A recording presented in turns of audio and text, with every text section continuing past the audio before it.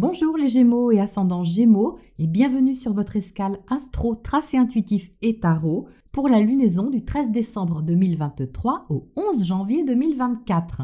La nouvelle lune en Sagittaire conjointe à Mars se place dans votre secteur opposé, ce qui propose une nouvelle impulsion au niveau relationnel pour vous et tout ce qui concerne vos unions, engagements, partenariats, qu'ils soient affectifs ou professionnels.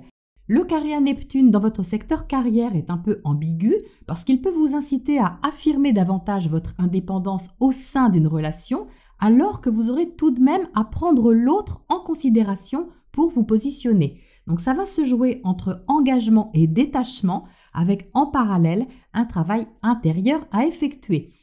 Jupiter maîtrise en effet cette lunaison et il est rétrograde toujours dans votre secteur 12 du retrait, du secret, de l'imagination et de la guérison. Alors, il est ici depuis des mois, c'est pas nouveau, mais comme cette fois, c'est lui le chef d'orchestre de ce cycle lunaire, le besoin de prendre soin de votre développement intérieur va être plus fortement ressenti, ainsi que la recherche de sens dans tout ce qui vous engage et vous inspire.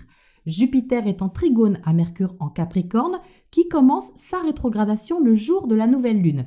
Alors ce trigone est particulièrement favorable aux réflexions constructives et réalistes qui vont demander à mûrir pendant la lunaison, histoire que vos certitudes puissent trouver un terreau fertile. Jupiter sera aussi en opposition à Vénus dans votre secteur travail quotidien et santé, qui peut demander un équilibrage entre vos idéaux et ce que vous pouvez faire au quotidien d'agréable et de nourrissant. Au niveau des dates importantes, on a du 21 au 26 décembre, Vénus opposée Uranus et trigone Neptune. Vous pourriez décider soudainement de vous investir dans quelque chose en suivant votre instinct et écouter ce qui s'éveille en vous.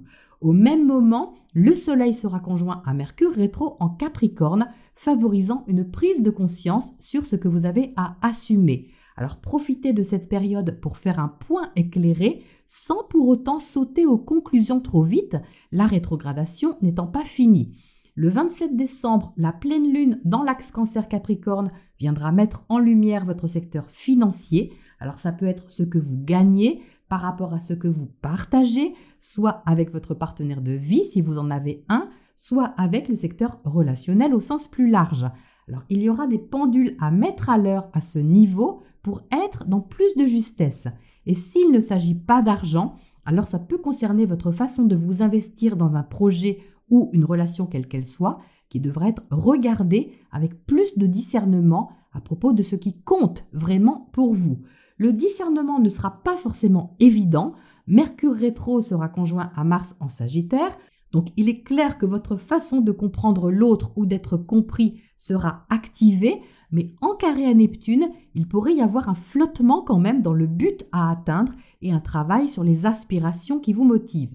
C'est pas parce que vous êtes motivé par quelqu'un que c'est forcément bon pour vous, c'est ça que vous serez invité à regarder honnêtement afin d'opérer les réglages nécessaires. La proposition étant de vous affirmer sans vous sacrifier ni sacrifier ce qui est important à vos yeux.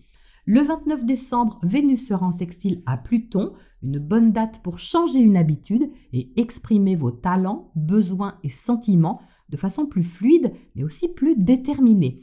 Le 1er janvier, Vénus alors passée en Sagittaire sera au carré de Saturne, incitant à harmoniser une relation avec une certaine maturité. Alors, il y aura l'envie de plaire d'un côté, de concilier peut-être les différences, mais il y aura les obligations réalistes de l'autre côté, et ça peut générer un choix.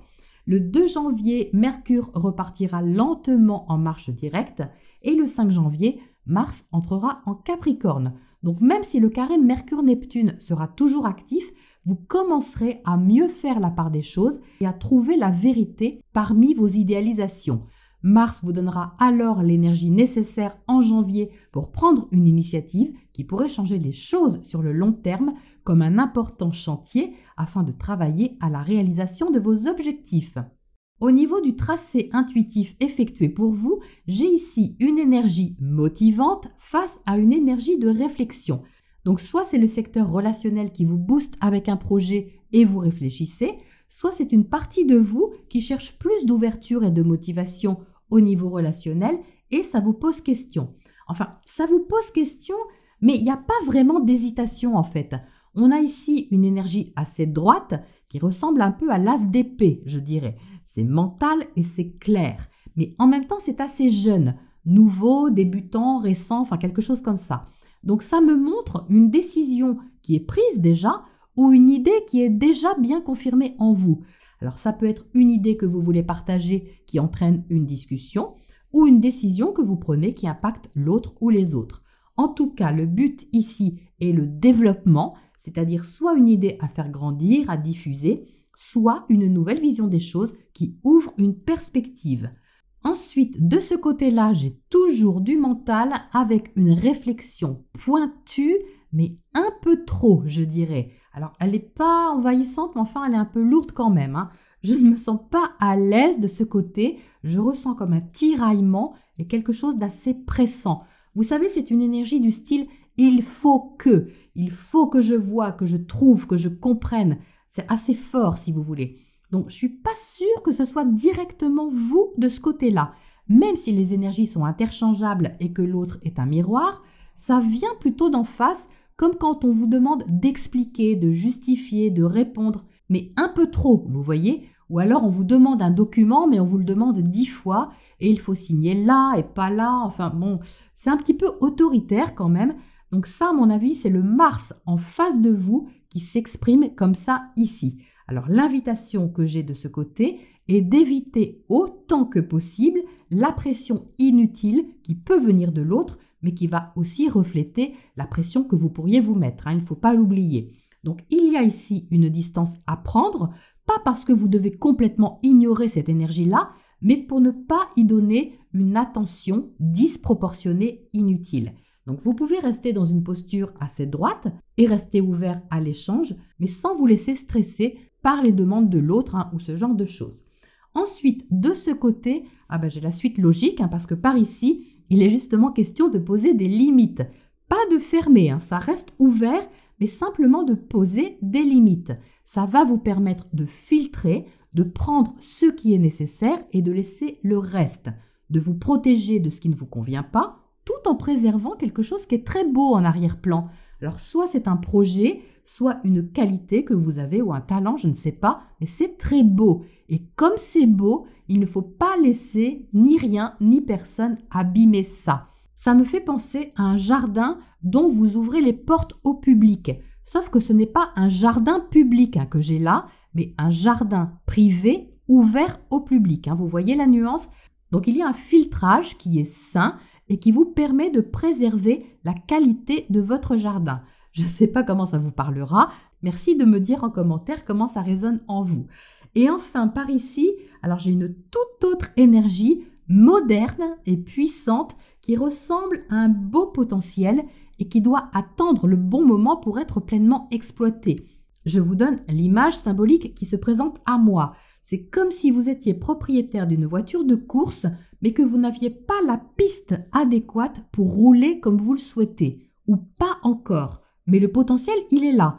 Donc peut-être que vous avez un rêve à matérialiser, un projet qui est intéressant, assez novateur, original, qui est prêt ou quasi prêt et qui demande à être emmené sur la bonne piste pour prendre de la vitesse et non de rester dans le garage. Donc ça, c'est à venir. Je le ressens comme un potentiel présent dont l'exploitation est à venir. Voilà pour les messages du tracé pour vous les Gémeaux. Et on termine par les tarots pour voir ce qui insiste, ce qui se rejoint, se recoupe ou se précise.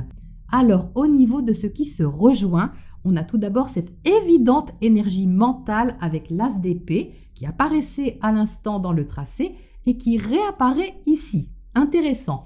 Et l'énergie relationnelle qui est assez chargée, qui revient aussi.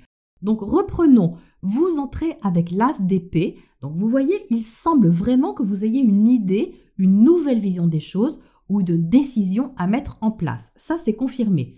Donc on est dans la nouveauté, déjà parce que l'as symbolise toujours le début de quelque chose, mais aussi parce qu'on a le magicien au centre. Donc arcane majeur, significatif d'un début. Le magicien est le créateur de sa vie qui expérimente ses outils dans la matière. Il a les 4 éléments à disposition.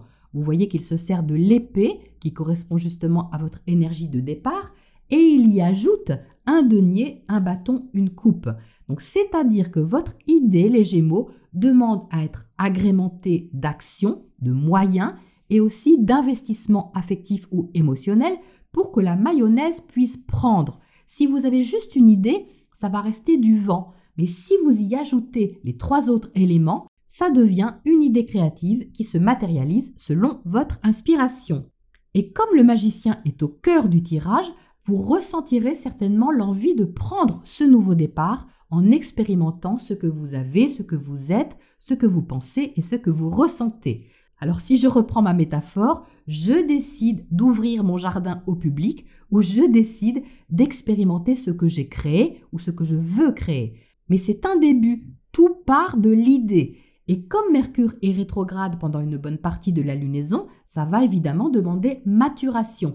Et ça, on le voit avec le 10 d'épée à droite qui est en décalage avec l'As.